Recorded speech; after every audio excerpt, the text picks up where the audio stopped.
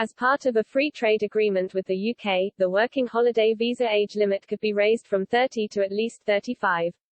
The length of stay under the proposed plans would be extended from 1 year to at least 3 years.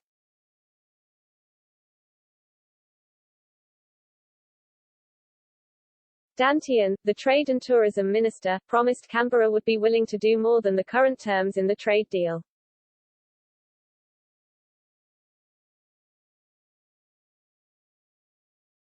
He said, if we can't have free exchange and movement of people between ourselves, Australia and Britain, then who can we have it with?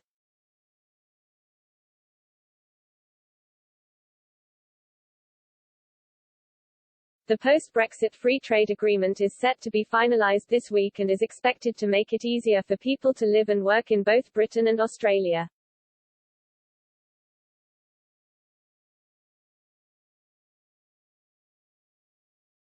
However, according to The Times, Mr. Tehan is looking to make additional visa changes over the coming months in a bid to lure more older British workers.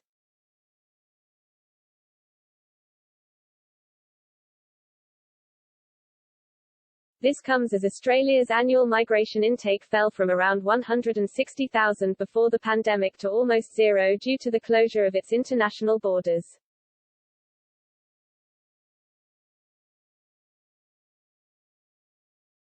This has left the country with severe labour shortages.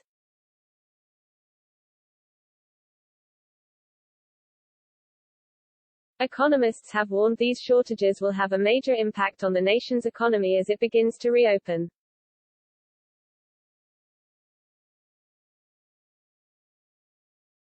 In a report last week, the independent advisory group, Infrastructure Australia, said the construction industry was facing large skills shortages.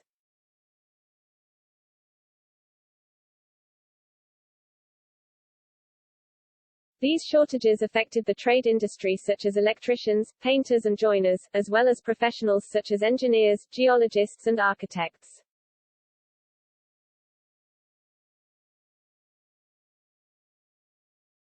Infrastructure Australia predicted between now and 2025 there will be a shortfall of 70,000 scientists and engineers, 19,000 project management professionals and 28,000 trade and labour workers.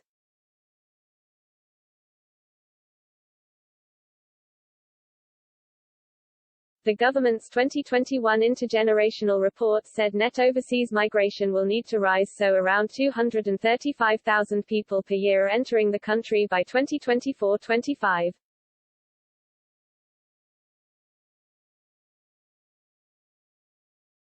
Mr. Tehan said he is aware of labour shortages affecting parts of Europe following the pandemic.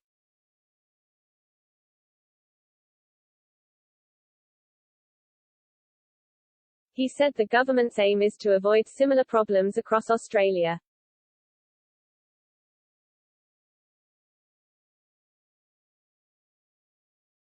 He said, we understand as we open up, we're going to have to be very conscious of the need to provide the skills that we need to drive the reopening and make sure that we rebound as strongly as possible.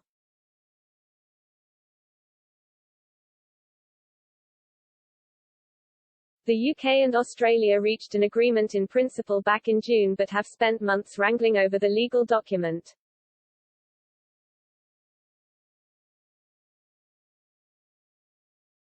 The trade deal is expected to come into force next July.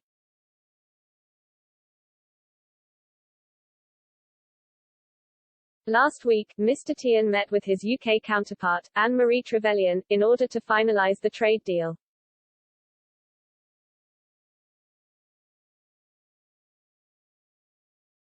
Mr. Tehan told the UK-Australia Chamber of Commerce, I know we're all impatient to get that signature on the final inked deal.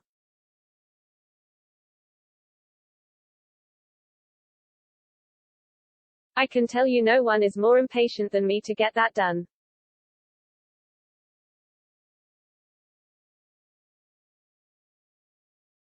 But we do have to make sure that we get it right.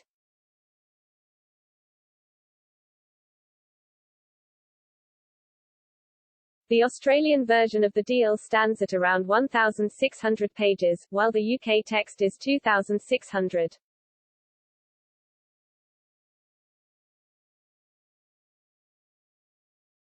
Mr. Tian continued, I'm not quite sure whether it's just the type spacing or the different sides of the schedule, but they've got a few more pages than us.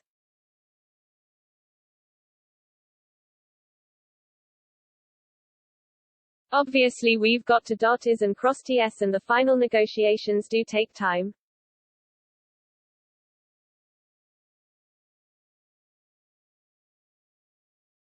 But he said he hoped the deal was not very far away at all.